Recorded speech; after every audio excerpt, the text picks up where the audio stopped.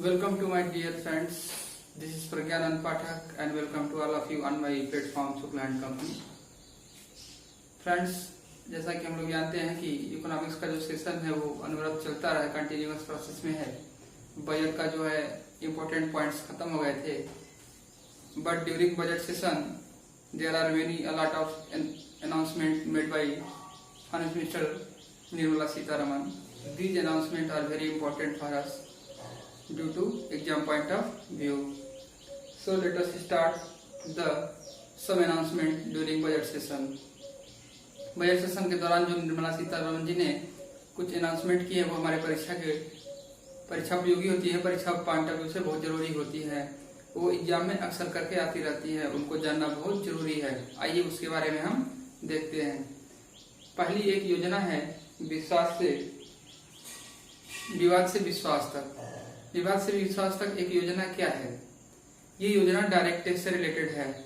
जो direct tax के dispute है, जो लंबित है, वो कोर्ट में मामले हैं जिनको जो रिजॉल्व नहीं हो रहे हैं। डायरेक्ट टैक्स में बहुत गिरावट आ गई है। ऐसा देखा गया है पहली बार कि the collection of direct tax fall suddenly, बहुत तेजी से डायरेक्ट टैक्स के कलेक्शन में फॉल हुआ है। तो उसको देखते हुए निर्मला सीतारमण जी ने एक बिल लाया, किसमें? लोकसभा में। उन्होंने बिल पास किया, फाइनेंस मिनिस्ट्री ने बिल पास किया कि डायरेक्ट टैक्स को आप लोग चुका दो यदि 31 मार्च तक चुकाते हो। आप कब तक? 31 मार्च तक। तो there will be no penalty on such amount, कोई भी अमाउंट पे पेनल्टी नहीं लगेगी। लेकिन यदि 31 मार्च के बाद आप लोग इसको पे करोगे तो 10% आपको पेनल्टी देनी पड़ेगी ऑन द टैक्सेबल अमाउंट। जो टैक्सेबल अमाउंट है उस पर 10% आपको देना पड़ेगा। क्या पेनल्टी देना पड़ेगा? ठीक है। ये स्कीम 30 जून तक ही खुली रहेगी। कब तक खुली रहेगी ये स्कीम? 30 जून तक। तो आइए एक ब्रीफ इंट्रोडक्शन हो चुका है, इसके बारे में हम देखते हैं। विवाद से विश्वास स्कीम।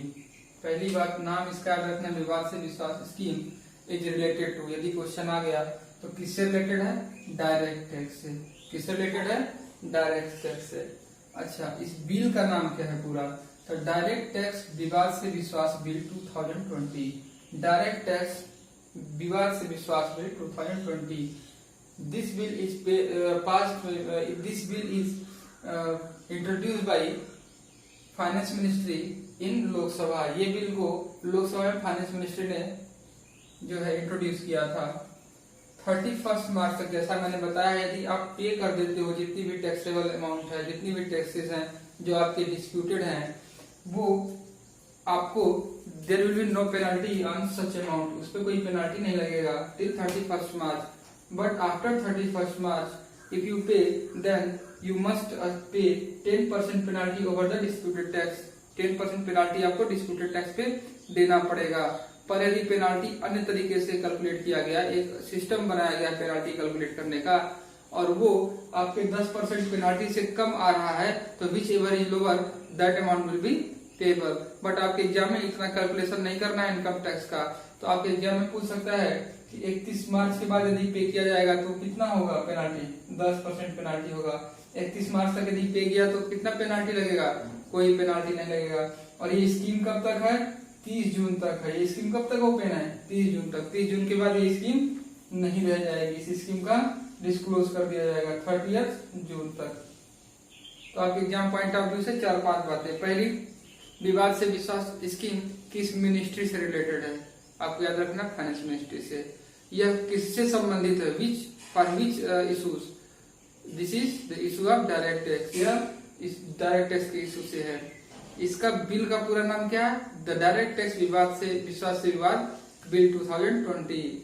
अच्छा, ये बिल जो लाई गई है, ये जो स्कीम लाई गई है, ये कब तक अप्लीकेबल रहेगी? 31 जून तक अप्लीकेबल रहेगी। अच्छा, यदि 31 मार्च तक आप पेमेंट करते हो तो there will be no penalty on such amount. और यदि आप 31 मार्च तक यदि पे करते हो, सॉरी, यदि 31 मार्च के बाद पे करते हो तो आपको 10% पेनल्टी पे करनी पड़ेगी ऑन डिस्प्यूटेड टैक्स। तो ये रहा आपका विवाद से विश्वास स्कीम। आई होप सो कि आपको सारे पॉइंट इसके क्लियर हो गए होंगे। आप लोग एक बार फिर से रिकॉल करिए मेरे साथ। विवाद से विश्वास स्कीम डायरेक्ट टैक्स से संबंधित है। ये फाइनेंस मिनिस्ट्री ने लाई, लोकसभा में इसको पेश किया गया। ठीक है, पूछ सकता है कि लोकसभा में या राज्यसभा में, हालांकि ये क्वेश्चन आपसे नहीं आएगा क्योंकि इतना डीप में नहीं पूछता है। फाइनेंस मिनिस्ट्री ने लोकसभा में लाया, आप अपनी जानकारी अपने कंसर्न में रखिए इसको। उसके बाद ये किससे संबंधित है, ये डायरेक्ट टैक्स से रिलेटेड है। ये 30 जून तक स्कीम रहेगी। यदि 31 मार्च तक आप कोई मतलब आप 31 मार्च तक पेमेंट कर देते हो, ऐसे जितने भी कह सकते हो आप डिस्प्यूटेड टैक्स से रिलेटेड प्रॉब्लम है, डायरेक्ट टैक्स से रिलेटेड प्रॉब्लम है, 31 मार्च तक आप पे करते हो तो आपको कोई पेनाल्टी नहीं देनी पड़ेगी। 31 मार्च के बाद यदि पे करते हो तो आपके जो टैक्स लगते हैं उस पर 10% और पेनाल्टी चार्ज की जाएगी। ये थी आपकी विवाद से विश्वास स्कीम। ठीक है, अब उसी बजट सेशन के दौरान हमने बहुत विवादों में ये शब्द सुना था, प्राइवेटाइजेशन ऑफ LIC। किसका प्राइवेटाइजेशन? LIC का प्राइवेटाइजेशन। ठीक है, अब इतना हो हंगामा हुआ था तो उसके बारे में तो जानना बहुत जरूरी है। प्राइवेटाइजेशन LIC के इसमें 2 चीजें जाननी पड़ेगी, प्राइवेटाइजेशन में हुआ क्या, क्यों हो रहा है, कैसे हो रहा है। दूसरी चीज LIC क्या है और LIC के बारे में पूरी जानकारी। आप लोगों ने यदि प्रीवियस ईयर पेपर देखा होगा तो लगभग हर साल पेपर में LIC के बारे में जरूर पूछता है। ठीक है, आइए दोस्तों देखते हैं। देखिए LIC जो है, LIC का जो 10% स्टैक है उसको गवर्नमेंट सेल करना चाहती है IPO के माध्यम से। किसके माध्यम से? IPO के माध्यम से। तो पहली चीज IPO क्या होती है? IPO, the full form IPO is initial public offering. क्या होती है full form of IPO? Is initial public offering. यदि कोई भी प्राइवेट कंपनी अपना शेयर पब्लिक को सेल करना चाहती है, मार्केट में सेल करना चाहती है तो वो IPO लॉन्च करती है। पर आपके दिमाग में आएगा कि LIC तो प्राइवेट कंपनी नहीं है। हाँ, ये प्राइवेट कंपनी नहीं है, इसकी सारी जो होल्डिंग होती है वो गवर्नमेंट के पास होती है, 100% स्टेक गवर्नमेंट के पास होते हैं। ये प्राइवेट कंपनी नहीं है, फिर भी इसको उस तरह से IPO के माध्यम से गवर्नमेंट सेल करना चाहती है। जब गवर्नमेंट अपनी कंपनियों का शेयर करती है तो उसके लिए एक बहुत उम्दा वर्ड यूज किया जाता है आपके कॉमर्स में, डिसइन्वेस्टमेंट। क्या वर्ड यूज किया जाता है? Disinvestment. Disinvestment is the sale of government security, the sale of government shares not securities. Okay, जो गवर्नमेंट का शेयर सेल हो जाता है पब्लिक सेक्टर में तो क्या होती है? वो डिसइन्वेस्टमेंट होती है। तो ये क्या किया हमने, 10% गवर्नमेंट क्या कर रही है? सेल कर रही है LIC के शेयर को। अच्छा, अब IPO के माध्यम से सेल कर रही है तो IPO जान के क्या हो गया? Initial public offering. जब पब्लिक में शेयर को सेल करना होता है तो IPO लॉन्च करते हैं। ठीक है, अब आइए देखते हैं LIC के बारे में थोड़ी बहुत जानकारी हमें होनी चाहिए। भारत की one of the largest financial institution is LIC। LIC is one of the biggest financial institution of India. वो इंडिया की एक बड़ी, सबसे बड़ी कह सकते हो आप, क्या है? फाइनेंशियल इंस्टीट्यूशन है।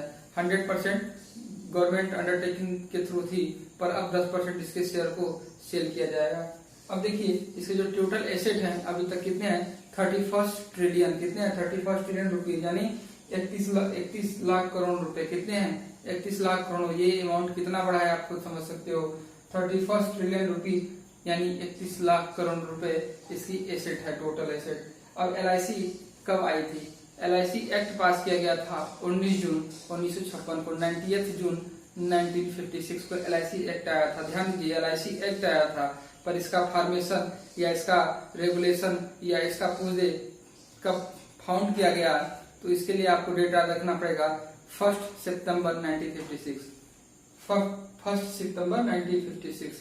आपको यदि formation founded in which year या फिर रेगुलेशन पूछ दे तो आपको याद रखना है 1 सितंबर 1956। और यदि पूछ दे LIC एक्ट कब आया तो LIC एक्ट 90 जून 1956 को आया। LIC की हेड ऑफिस कहाँ है दोस्तों? तो LIC की हेड ऑफिस है मुंबई। मुंबई कहाँ है? इंडिया में। ठीक है, मुंबई इन इंडिया। ये था हमारी LIC। अब LIC को फिर से एक बार देख लेते हैं। गवर्नमेंट LIC का प्राइवेटाइजेशन का मतलब ऐसा नहीं है कि पूरी प्राइवेट होने जा रही है। LIC का 10% शेयर सेल कर रही है। किसके माध्यम से? IPO के माध्यम से। IPO क्या होता है? जब कोई भी कंपनी को अपना शेयर मार्केट में सेल करवाना होता है तो IPO इशू की जाती है। IPO का फुल फॉर्म होता है इनिशियल पब्लिक ऑफर। ठीक है, इनिशियल पब्लिक ऑफरिंग। ठीक है, अब इसके बाद LIC के बारे में थोड़ा जान लीजिए। एक और शब्द मैंने डिसइन्वेस्टमेंट बोला था। डिसइन्वेस्टमेंट क्या होता है? जब गवर्नमेंट अपनी शेयर को, गवर्नमेंट की कोई कंपनी है जिसको PSU बोलते हैं, क्या, पब्लिक सेक्टर अंडरटेकिंग। PSU का भी फुल फॉर्म जान लीजिए, पब्लिक सेक्टर अंडरटेकिंग। जब कोई PSU मतलब गवर्नमेंट, जिसमें 50% प्लस शेयर होते हैं, इसलिए वो तो गवर्नमेंट अंडरटेकिंग है, तो उसके शेयर को जब सेल कर देती है तो उस शब्द को डिसइन्वेस्टमेंट कहा जाता है। गवर्नमेंट जब अपने शेयर सेल करती है तो क्या होता है शब्द? डिसइन्वेस्टमेंट। अच्छा, अब LIC बारे में हम देख रहे थे। LIC का एक्ट कब आया बताइए? 19 जून 1956 को। LIC का फॉर्मेशन कब हुआ या रेगुलेशन कब हुआ? 1 सितंबर 1956 को। LIC की हेड ऑफिस कहाँ है? इसकी हेड ऑफिस बॉम्बे में है। इसकी टोटल एसेट कितनी है? इसकी टोटल एसेट 31 ट्रिलियन रुपी है, यानी 31 लाख करोड़ रुपए की टोटल एसेट है। यह भारत की सबसे बड़ी एक फाइनेंशियल एजेंसी या फाइनेंशियल इंस्टीट्यूशन है। ओके, आई थिंक कि आप लोगों को इतनी बातें समझ में आई होगी। इसी तरह हम लोग रोज जो बजट सेशन के थ्रू जो भी डिस्कशन हुए हैं, या नई नई पॉलिसीज आई हैं, या नए नए विचार, या गवर्नमेंट की जो भी एक्टिविटी हुई हैं, उनके बारे में हम डेली कुछ न कुछ डिस्कस करेंगे, जिससे आपकी परीक्षा उपयोगी, जो एग्जाम के पॉइंट ऑफ व्यू से इम्पोर्टेंट है, इनके बारे में आप जान सके। आज यहीं तक रखते हैं। नमस्कार, जय हिंद, जय